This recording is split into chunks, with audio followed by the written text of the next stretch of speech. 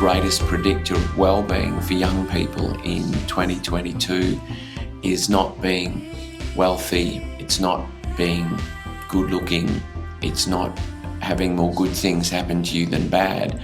It's actually about having a rich repertoire of friends. And I think the ability to obtain, maintain and retain friendships is a skill that needs to be learned. And I'm not sure that you're necessarily going to learn that if everyone's got their faces in their phones. Welcome to the New Flesh Podcast, the podcast you deserve. My name is Ricky Allpike, and joining me once again is the highly educated Jonathan Astro. Oh, well, just like no need for that. So it's not real subjects. Okay. We talk to people who are properly educated. So I think I know about films, and who cares about films? Well, we are here to talk about mobile phones and technology and how they relate specifically to young people and how they learn. Great. Well, let's look, I won't put all my cards on the table, but yeah, it's dreadful. So that we need to talk about it with Michael Carr-Gregg. Let's do it. Michael Carr-Gregg is a psychologist, published author and mental health advocate. His books include the Princess Bitchface Syndrome, the Prince Boofhead Syndrome, Surviving Adolescents, Surviving Year 12, Starting Secondary School, Strictly Parenting, Beyond Cyberbullying, Real Wild Child, and many more. He's here today to take a deep dive into technology as it relates to children and some other things. Michael, welcome to the New Flesh. Thank you very much. Now, both John and I have young children, so we have a very keen interest in what schooling will look like for our kids when they get there. And we're lucky that our kids missed the COVID school closures, and that's where I think we should begin the discussion. The COVID lockdowns forced everyone online, including children. The computer screen or device was the sole connection point for everyone. How has COVID affected the way young people use technology? I think for a prolonged period of time, many young people who had formerly had rules around screen time, those rules were lifted because their carers realised that the only way they could socialise was through games and through social media. And therefore, we saw a prolonged immersion in social media. And I think that has caused lots of different problems, anxiety, depression. I think there was a spike in recorded complaints to the Office of E-Safety on cyberbullying, none of which, again, surprises me at all. And it was a bit of a disaster, to be honest with you.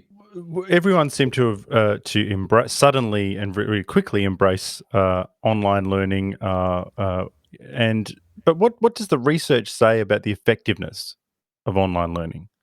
Well, it varies. There were some kids who absolutely thrived on online learning, loved every second of it, and were most regretful that we had to go back to school. For others, it was just a complete turn-off. They literally turned their cameras off and played games for, certainly in Melbourne, for the 264 days that we had lockdown, and they learned nothing. So mixed results. Before we leave COVID, because we have other things to talk about, do you think that there is going to be a bit of a lost generation there? I think this COVID lockdown was a generation-defining moment. I think that not only are they 2 years behind academically, I think psychologically many have regressed psychologically, and I think the recovery will be a long time coming. Well, perhaps we should set the table a bit. You co-authored a report into the non-educational use of mobile devices in New South Wales schools, which we've linked to in our show notes. Firstly, who and what prompted this review? The Minister of Education rang me up one day and asked me if I would lead the review, who I wanted to have on it, and it was entirely his idea. And good on him for opening the debate. That's fantastic to see that sort of initiative. John and I, we've worked in education in the past, mostly tertiary education, and we've noticed that students can't go more than about 10 minutes or so without looking at their phones. And I'd like to know what the psychology is behind this. Is it eliminating people's ability to do deep work, by which I mean, say, write a novel or an essay or learn how to play the piano or say, the ability to solve complex problems? I don't think you can generalize. I think the effect is highly individual. And I think global statements are unhelpful. Unfortunately, that's the way government work. And the lived experience of many schools at the moment is that phones are in the classroom, are a source of distraction.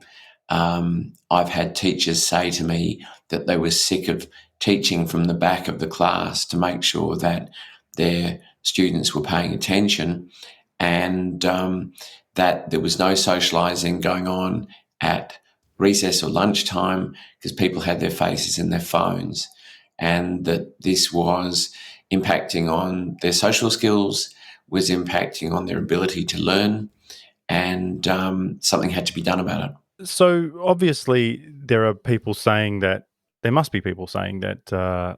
Well, I'll go straight to it because I would like to know the best arguments for why a child or teenager needs a smartphone at school. There are some instances, so I'm told by the educators, where having a phone in your classroom is a learning device. You will be familiar with Cahoots and those type of programs where kids can use their mobile phone as buttons in a quiz. It's easier for some young people to just snap a QR code and download a whole lot of information. And it's also apparently very useful for them to take pictures off a whiteboard or a PowerPoint presentation. Now, I'm a little bit limited here since I don't have a degree in teaching, but I'm going on the basis of what teachers have told me.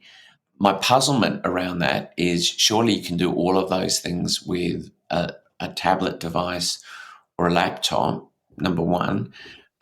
Number two, wouldn't it be better for the phones to be brought in then on those occasions that phones are required, but to have a blanket ban otherwise seems to me to be a very sensible solution, because that way they're not going to be distracted by their phones.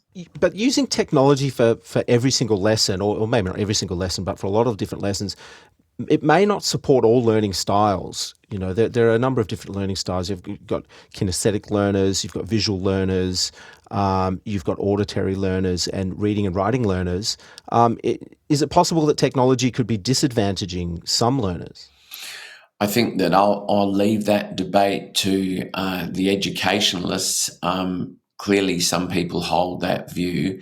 I'm interested in primarily the well-being of students, and I don't think you get learning without well-being. And I don't think there is any evidence that a young person needs a phone in the classroom for their well-being. Mm. What about this idea that comes up? Surely one of the main objections to this from parents would be, "Oh, I need to keep in touch with my child." That's why we have a school office, and you can contact your child before or after school when they have their mobile phone on them. But between 9 till 3:30, the again lived experience of those schools who've got these bans in place.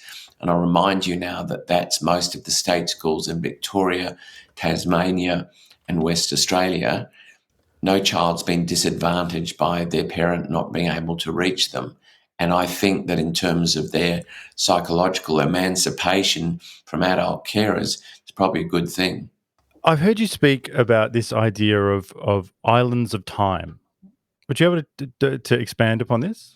Yeah, I think it's a really good idea for young people to have some staring out of the window time, to reflect, to start perhaps synthesizing some of the ideas that they've been exposed to. And I just feel that the mobile phone interferes with that. I also think the greatest predictor of well-being for young people in 2022 is not being wealthy, it's not being good looking, it's not having more good things happen to you than bad. It's actually about having a rich repertoire of friends. And I think the ability to obtain, maintain, and retain friendships is a skill that needs to be learned. And I'm not sure that you're necessarily going to learn that if everyone's got their faces in their phones. Well, I'm interested to know a little bit about, say younger children, like children under 5. I think the detrimental impacts of screen time on, say, language, social play, physical health, and creativity are pretty well documented in children under 5.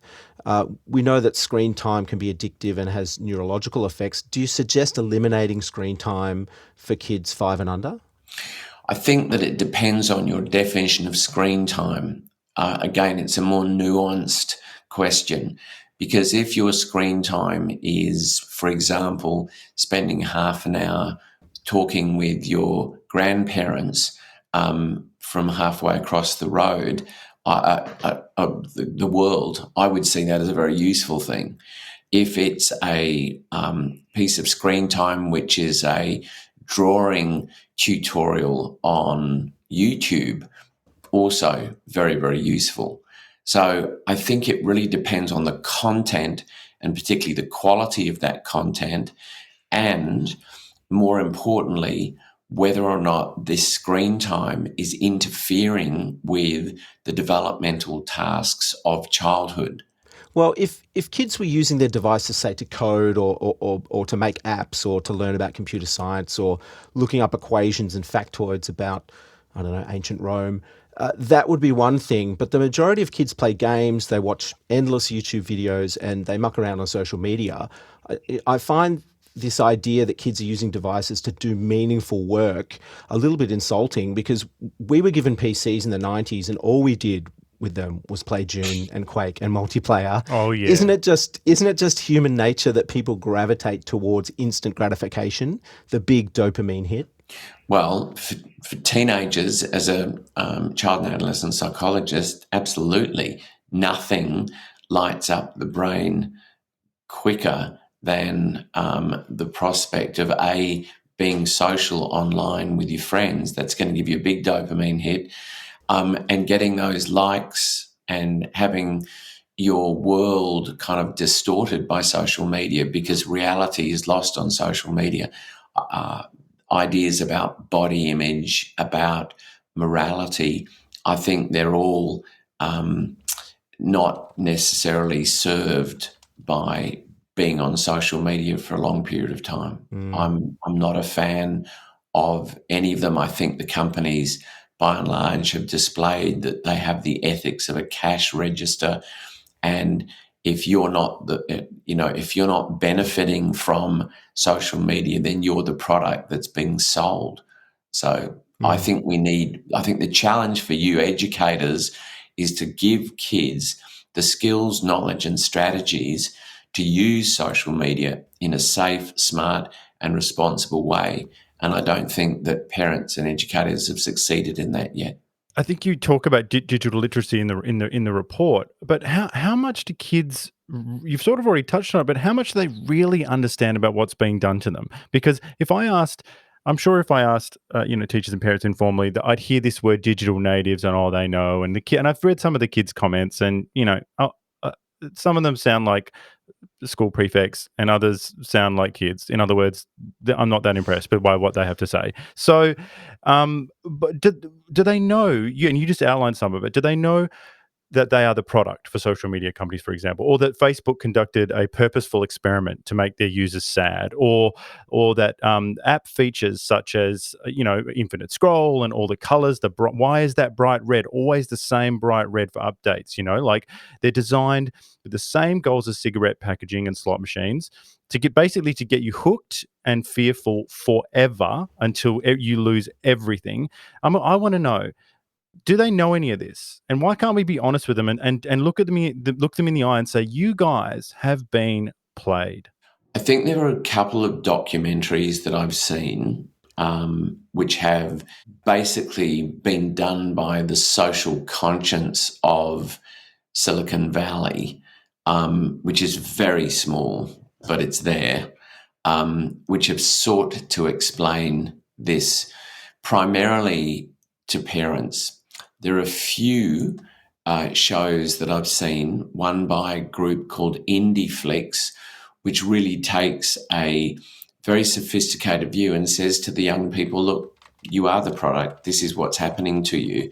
So I think this consciousness raising is happening. Is it happening enough? No. Is it happening in Australia? Not to the extent that I would like. I think part of the challenge would be and I made the recommendation in the report, that all schools require students to sit the eSmart digital license or an equivalent, and I think that needs to be beefed up. At the moment, that's for lower primary, upper primary, and lower secondary. And it's an attempt to try and give young people the skills and the knowledge and the strategies to use social media in a much more sophisticated manner.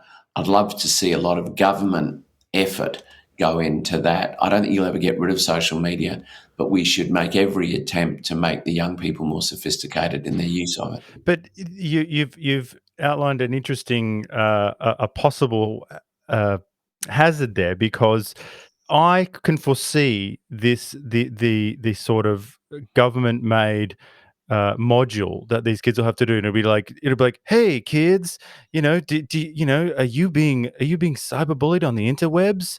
Like, and there'll be there's a constant disconnect for lack of a better term, this sort of the boomers who run the show and the kids who are, I know, because we were there literally at the beginning of this, and hearing older people talk about technology is so embarrassing. You know what I mean? Like, you even saw it when Facebook was in front of the senators in America, the gerontocracy they've got in America, and basically they were saying, you kids are so hip with your hula hoops and your lollipops. Like it was so embarrassing. So what possibly can we do? Thinking, I know this isn't maybe necessarily your field, but let's just think about it. What could we do?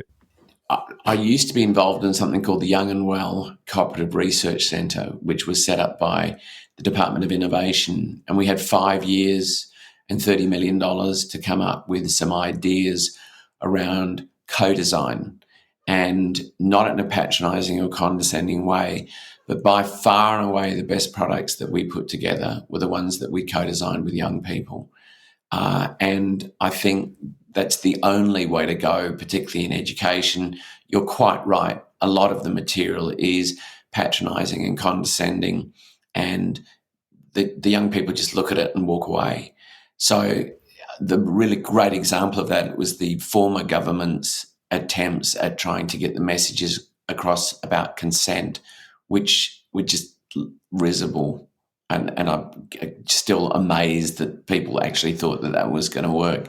So we need some creativity, and we need young people to tell us the right ways to get some key messages across.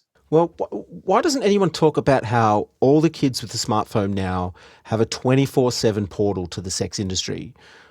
When I was in high school in the 1990s, my friends and I were on a relentless hunt for any images of naked women or depictions of sex. If I had a smartphone in high school, I don't think I would have graduated. How can we be giving our kids such unfettered access to porn? Porn is now online porn is now the lead sex educator in Australia. And my colleagues in the field say that most of them have seen violent, degrading sex by the age of 9 years of age, which is just terrifying. I think this distorts their understanding of love, intimacy, consent. It's cartoon sex. There are two organisations, two people that I think have made a huge contribution to this. Melinda Tankard-Reist, who talks about the porn industry non-stop in schools across Australia all the time, and particularly the pernicious impact of online porn. And the other person is Marie Crabb, who's put together a really good resource, itstimewetalked.com.au, which is the best curriculum material to address this issue I've ever seen. Is it widespread? No. Is it in every school? No, but it should be.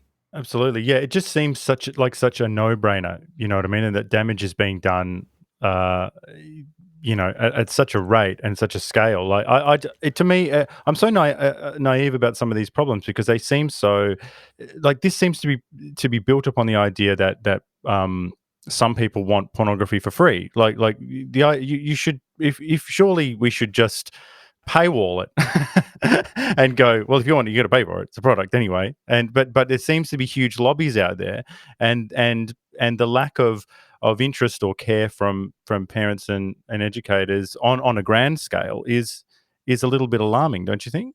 I do, but I don't think that we've invested in the well-being of our young people for a long time, and this is just a continual problem that we've got in Australia. It seems to me that Tony Blair said something once which I really liked, and that was that young people were 17% of the population, but 100% of the future. I'm not sure that we're interested in investing in that future at the moment, which is a shame. Well, last year, the Ministry of Education in China, they banned mobile phones in schools. The authorities say there that they want to protect young people's eyesight, improve their concentration and prevent internet addiction. They also cited concerns with gaming addiction. They were saying that was damaging mental health. So they implemented time limits. Under 18s are restricted to 90 minutes of gaming on weekdays and 3 hours on weekends and holidays. I think in France, there are similar restrictions on use of mobile phones in classrooms. And in the UK, several schools implement a ban on the use of mobile phones. The world seems to be waking up to the detrimental effects of technology on children. Do you think Australia is lagging behind? Definitely. The previous Federal Minister of Education took my report to the Ministers of Education, and Queensland and New South Wales, ironically, said, no, this is a decision that we're going to leave to individual principals, which is the most massive cop-out and poor leadership and a failure to invest, I think, in young people's well-being. So I've been fairly unrelenting in my criticism of those ministers and those states and territories, and I'd welcome your collective voices in on that. We've simply got to back this up with research now. We've got Victoria, Tasmania and WA who will be able to show within, I suspect, a reasonable period of time the benefits of a ban from first bell to last in terms of lack of distraction, improved academic performance, a reduction in cyberbullying and increased socialisation. So we've got to use that evidence to strong arm, I think, those other states and territories that are just ignoring this issue. But is the lack of data the only block? Like, is that honestly, that just seems so frustrating to me, because if you could even, and since it's so popular to use anecdotal experience nowadays as the most important thing, why can't you just look at your own experience? Like, for example, my when I turn the television on and my daughter looks at it, the life drains out of her. You know what I mean? We stop talking, we stop engaging, and so I mean that's just one tiny little really old, and that's television. That's not even a mobile in my phone with people slagging me off on Twitter, which happens. You're quite right. The lived experience of those schools who've had these bans in place in New South Wales and Victoria, in my opinion, should be enough. And in fact, many of those schools have run surveys, and they might not be your double-blind controlled trial that universities would necessarily require. But to me, this is from the University of the Bleeding Obvious. I'm desperate for teachers to stand up as a union and call for this, for principals to stand up and call for this. And yet I don't hear that. It doesn't seem to me to be a priority for them, which puzzles me, given what you've said, and we're obviously on the same tram. Well, if we step back a little bit and look at the bigger picture, are all of the problems we're seeing with technology just a symptom of parents who can no longer use the N word? I've talked about what I call the vitamin N deficiency in Australian parenting for a long time. And I think there are too many parents who want to be their child's best friend, and they're hesitant to set limits and boundaries, hesitant to be the frontal cortex, which is still developing in their child. And unless and until you reach the point where you get parents to be parents again, then I think this problem will just keep going on. Where do you think that comes from? This generation of parents, why do they want to be best friends with their children?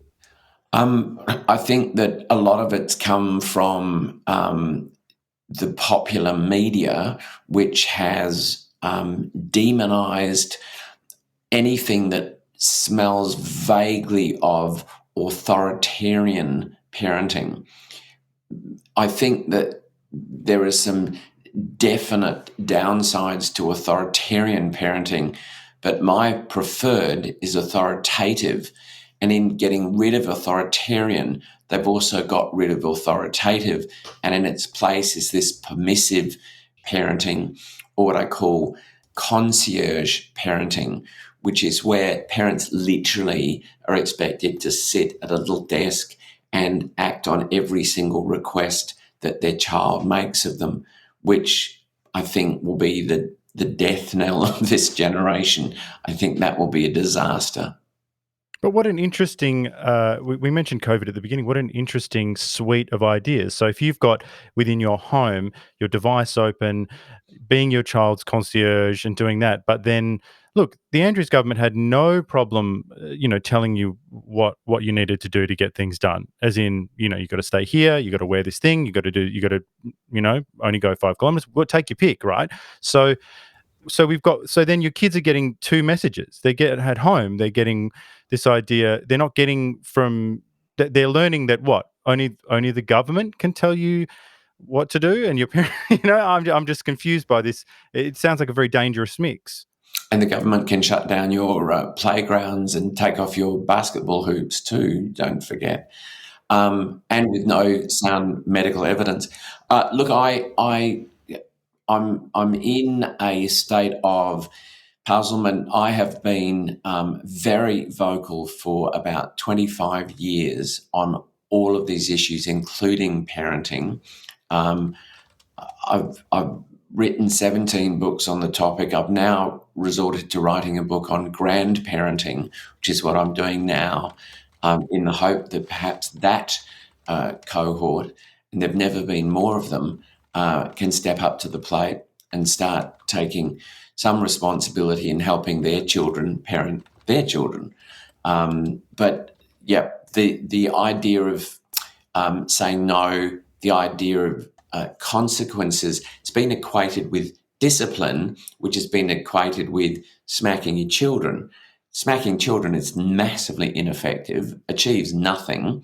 But if you're going to ban smacking, you have to actually run a campaign for parents which actually tells them what the alternative is.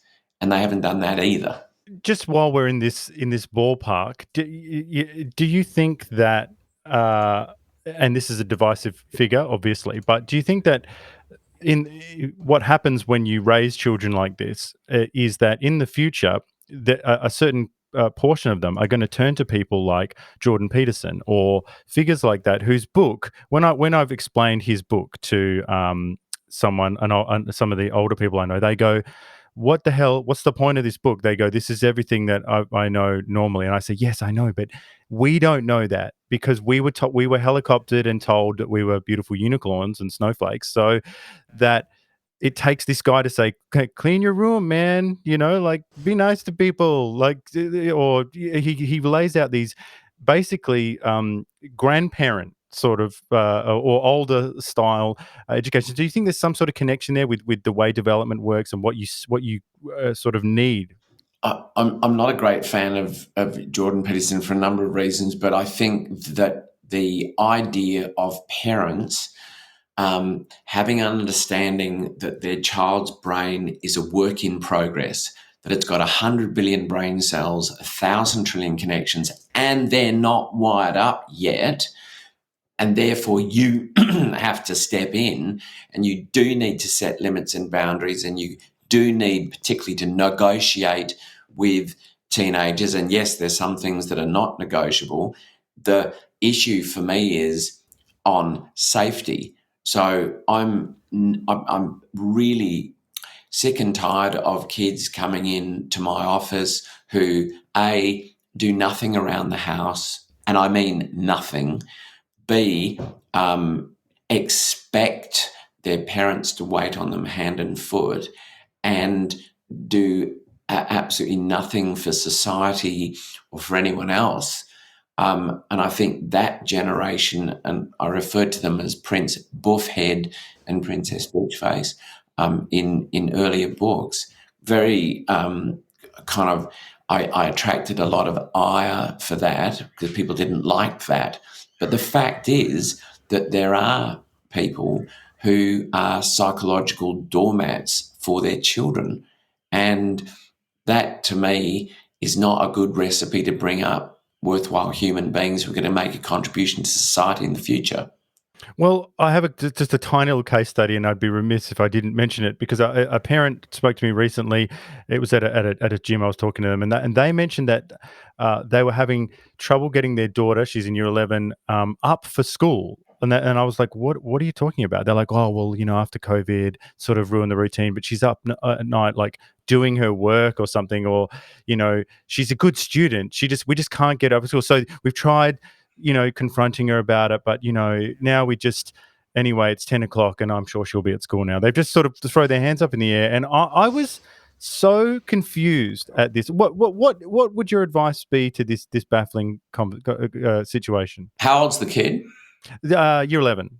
It's always tricky in the last 2 years of school because, of course, the young people have been infused with the fact that they have rights, and what is often not articulated is that alongside those rights sit some responsibilities. And one of those responsibilities is to look after your well-being. And the building blocks of well-being for any year 11 student is sleep, diet, and exercise. And if you don't have those things, that's going to compromise your capacity to be a good learner. And therefore, you need to step up up to the plate. And that means not having technology in your bedrooms late at night, going to bed at a reasonable hour, and getting up, particularly if your parents are paying for you to go to some, $30,000 a year private school. That just, to me, is baffling. There are some psychological conditions that exist. I don't know if you know this, but 40% of teenagers are in fact what we call owls, and they have melatonin that secretes much later at night. So in fairness to them, they do find it more difficult to go to sleep late at night.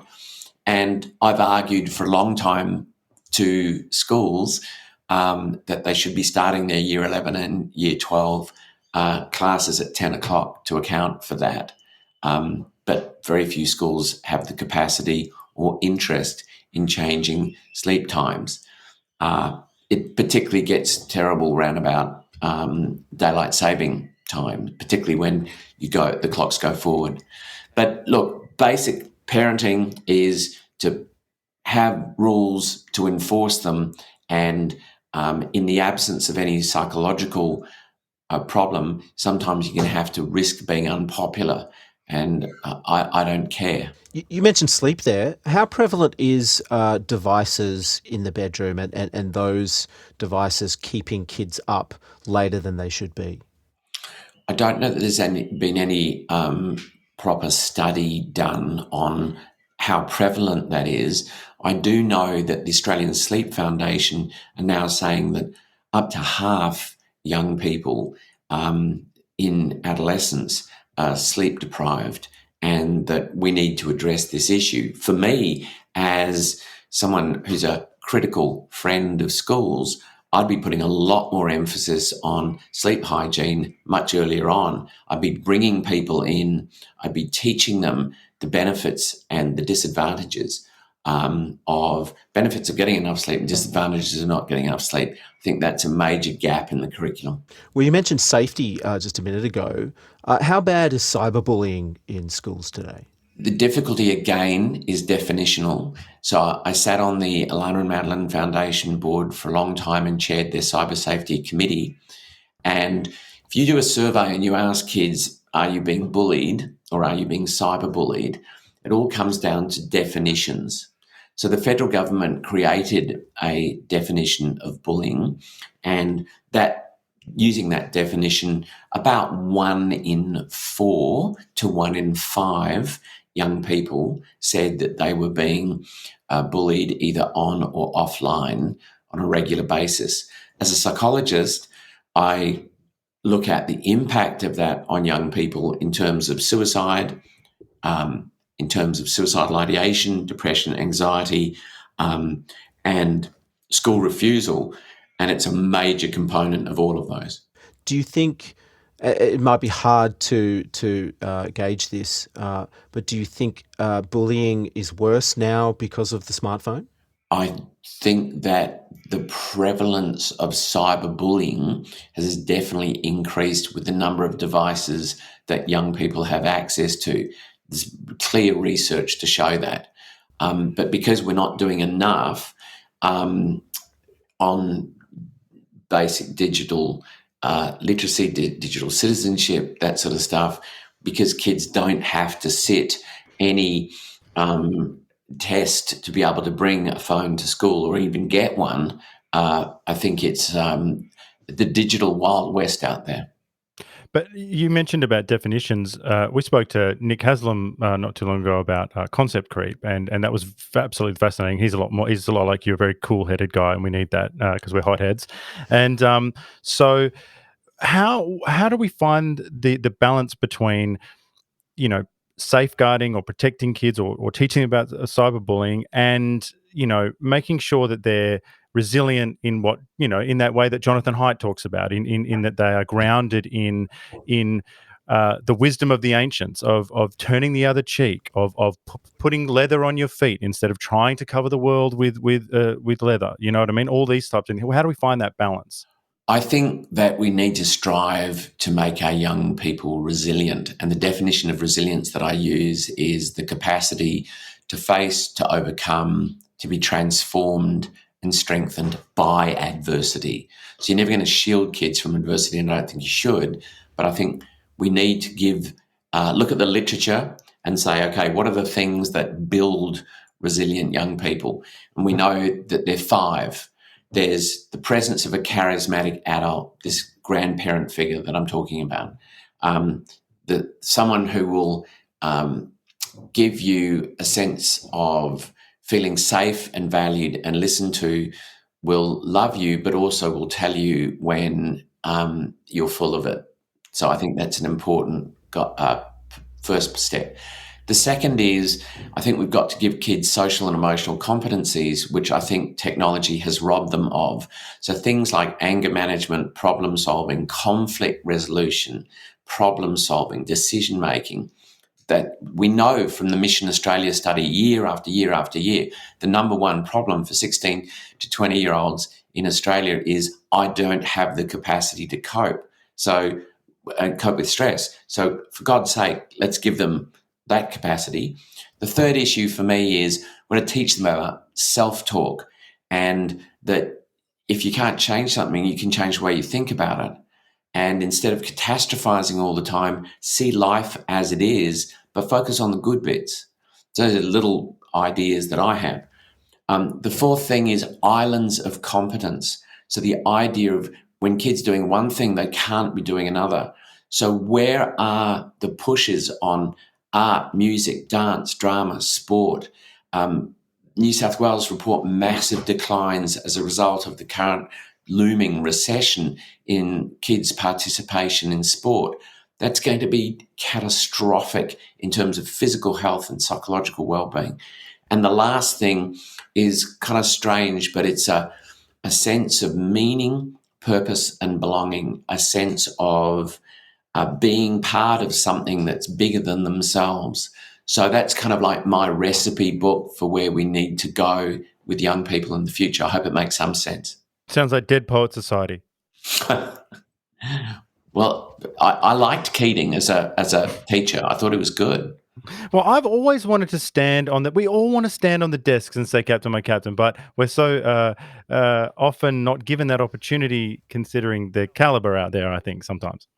I think you'd probably be arrested. Well, yeah, that's right. Just drilling down into one thing you said there.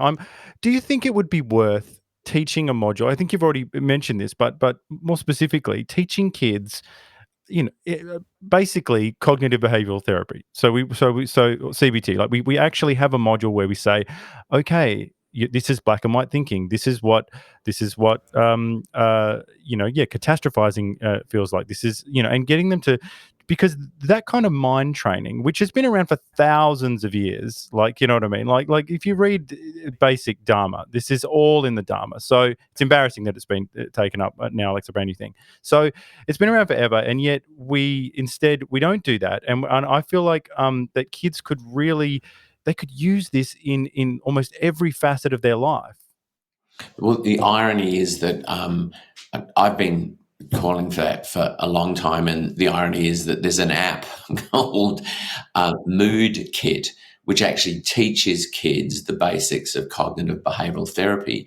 And despite my very firm stance on mobile phones in schools, I'm also an advocate within my profession for the strategic use of these apps to teach some of these principles, not just of cognitive behavioral therapy, but ACT, DBT, relaxation, a whole range, mindfulness, a whole range of things, which are ironically on their phone and instantly available, irrespective of their geography or their financial situation. What were those acronyms, those ACT and the other one? So ACT is acceptance and commitment therapy. A brilliant guy called Russ Harris. You should have him on your podcast. He's amazing. And DBT is dialectical behavioral therapy, which is a form of therapy from the United States, dreamt up by a woman called Marsha Lynham. They're all very useful forms of therapy that psychologists use for kids. Well, you outlined some different models in terms of restricting the use of mobile phones. Would you mind taking us through some of the different models in terms of how this could work? Yeah, I've rethought them since I wrote that piece, and ostensibly, I've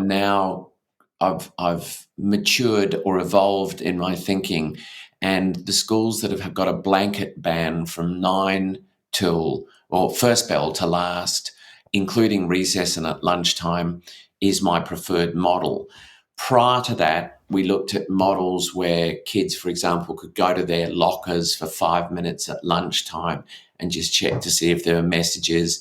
There were particular concessions made for students in the older years. But I've got rid of that now on the basis of my discussions with principals, like, for example, Pitzer Binion at McKinnon Secondary, which is a perfect example of what we're talking about today, where she just banned it, and the result was unbelievable in terms of the change within the school, to the point where the kids themselves, initially some of which who were hesitant, are now saying to me when I go there, this is the best thing that's ever happened.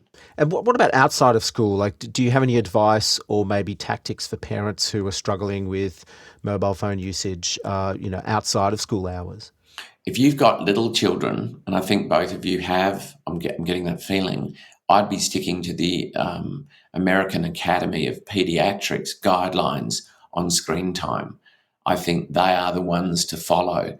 And they really focus on the content, co-watching, and to make sure that the act of going on a screen does not interfere with the developmental tasks. So we need to sleep, we need to eat, we need to exercise, we need to have face-to-face time with our friends.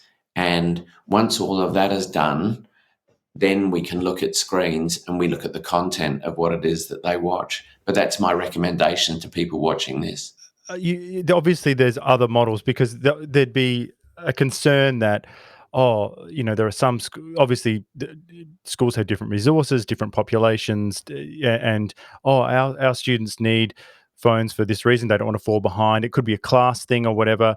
So I'm just wondering, at the end of the day, it's sort of those sorts of caveats sort of deep six the whole thing, because the moment you say, "Oh well, do it or don't," it's sort of like aren't you concerned that we're going to create this sort of two-tiered system where the private schools, like if like the kid that goes to private school, and the obviously the parents would just be like, yeah, just ban it or whatever, and then you've got these other kids who are sort of like, it's sort of like living in the equivalent of living in a food desert. You know what I mean? Like they're just given the phones. Oh yeah, because we don't care about them as much. You know what I mean?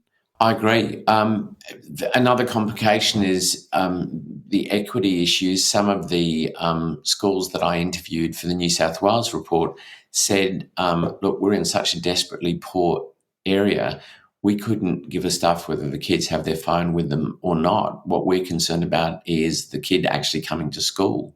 And I get that. I get that.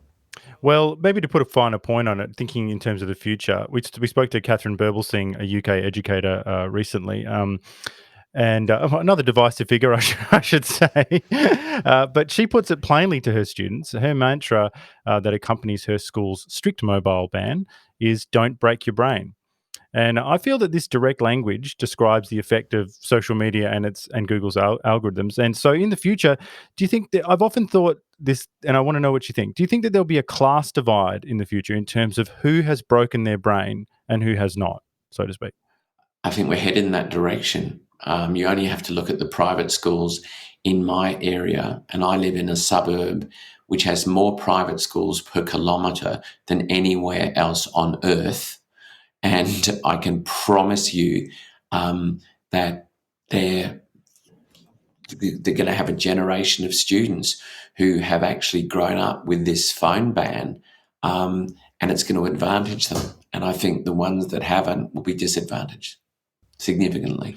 Yeah, well, it just feels like it's an issue that, again, it seems like such a no-brainer, and we've got Labor in now, and I just thought that this is the sort of thing that if you care about the disadvantage and you care about the working class, which is something that the Labor Party used to care about, then maybe this is the kind of thinking that we need to be doing. You need to be saying, well, they deserve, well, people, because we spoke to another educator from America, and his whole thing about working in charter schools and whatnot was that disadvantaged kids, they deserve the same education that advantaged kids have. So that means just because someone's in a disadvantaged situation doesn't mean you should softball them. That's the worst kind of thing. Yeah, no, I absolutely agree with you. I think we are at risk of having an educational apartheid system all over again. And it strikes me as leadership from people who have a priority in the well-being of young people. It's interesting, the New South Wales Labor government, Labor opposition rather, have recently come out and said, yep, we are going to adopt Michael Carr-Gregg's strategy of a complete ban on mobile phones from first bell to last. And that was because a journalist and I got together and we decided to resurrect this issue on a Sunday morning in the Sunday papers. And the debate went on, and then the policymakers within Labor acted. So I think media advocacy, intelligent discussions, and reasoned arguments are where we need to go. But I'll keep going till I have no more breath left in me. I promise you that, John. Are you optimistic though? Are you optimistic that that governments and organisations are going to adopt some of these suggestions and sort of push things in a positive direction? I'm buoyed by the actions of the Labor opposition in New South Wales. I think they will perhaps be copying what James Merlino did in Victoria, and I'm hoping that it'll spread as a result of that. So, yep, I'm a little bit hopeful, got to be honest. You know, we are sort of coming to our descent now, but I feel like what can we do practically? You've already outlined a few things there. What can parents do? What can teachers do? What can we do, practically speaking, to push this barrow? I'm an old political lobbyist, so I'd want you to write letters to the paper, still the most read part of any newspaper. I'd want you to write to your local MP, to the Federal Minister of Education. I'd want you to hop on Talkback Radio and make your views known, particularly if you're an educator, because that gives you, I think, a huge amount of credibility. You should have say in this debate because your business is in educating young people and preparing them for the future. And we're not going to be able to do that if we continue to break their brains, and I love that, and steal their focus. Well, we do have a final question that we ask all our guests, and that is, we'd like to know what you're reading right now. I'm reading everything I can get hold of on research, peer-reviewed research on the effect of grandparenting on grandchildren. When I'm not doing that, I've just finished Louis Theroux's book on his experiences during the lockdown. Don't know if you've read it. No. Looking through. It's brilliant. It's very funny. Oh, I feel like we had specific topics we wanted to cover today, so we couldn't really pop the hood on COVID. But I feel like there's a lot we could talk about there. Sure, you bet. So, and we also want to talk to you about boys and raising boys and all that sort of jazz at another point, perhaps. I'll be delighted. Wonderful. Well, thanks for being so generous with your time, Michael. And so where can people find you and your work out there? Just Google Michael Carr-Gregg and you go straight to my website, and everything's on there. I can verify that. I went to Google and that's what I did. I typed in his name and then I emailed Michael, and here he is. Yes. So there you go. And we discovered a CV that's probably longer than you're ever gonna see. CV you are ever gonna is see. Bonkers. Can I just say, Ricky, if you live long enough, that'll happen to you. Well, I've just got to go out and create Canteen. Yes. You know, like when I'm young, just do that and all the other stuff. Yes. You know. Well, that's very kind. Thank you. Thanks, Michael. Thank you.